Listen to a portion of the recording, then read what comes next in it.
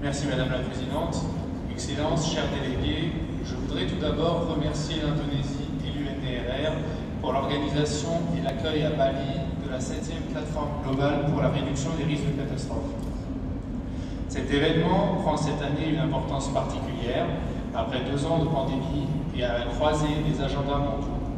En novembre de cette année, la COP27 qui se tiendra à Sharm el-Sheikh portera largement sur la question des risques climatiques. En 2023, la revue de mi-parcours du cadre de Sendai nous donnera l'occasion de faire collectivement le bilan et surtout de renouveler notre ambition en prenant en compte les évolutions mondiales depuis l'adoption du cadre en 2015. Dans ce contexte, nous devons garder à l'esprit les avertissements extrêmement préoccupants que nous adresse l'ensemble de la communauté scientifique mondiale. Je parle en particulier des derniers rapports du GIEC qui nous alertent sur le fait que chaque fraction de degré supplémentaire se traduira par davantage d'événements climatiques extrêmes, toujours plus intenses. Il est clair que l'enjeu de la réduction des risques ne peut être séparé de celui de l'adaptation. Investir dans l'anticipation et la prévention des catastrophes, c'est réduire concrètement les risques associés aux événements météorologiques extrêmes exacerbés par le changement climatique. Les chiffres parlent d'eux-mêmes.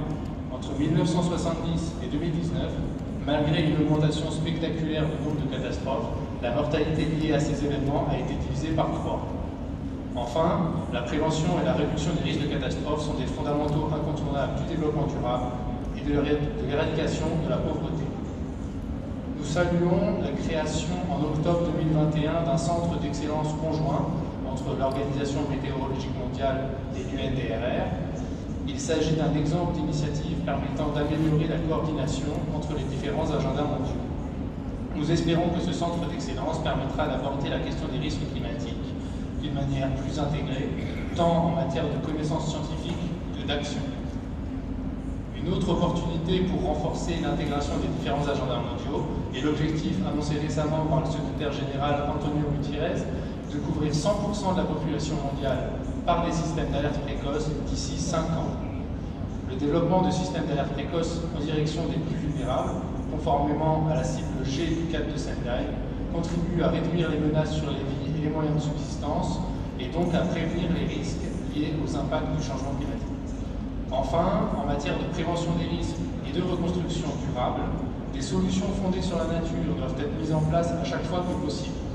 Il est important de prendre en compte dans nos travaux les réflexions en cours à ce sujet dans d'autres enceintes internationales, en particulier la conférence sur la diversité biologique et l'Assemblée des Nations Unies pour l'environnement. Je vous remercie pour votre attention.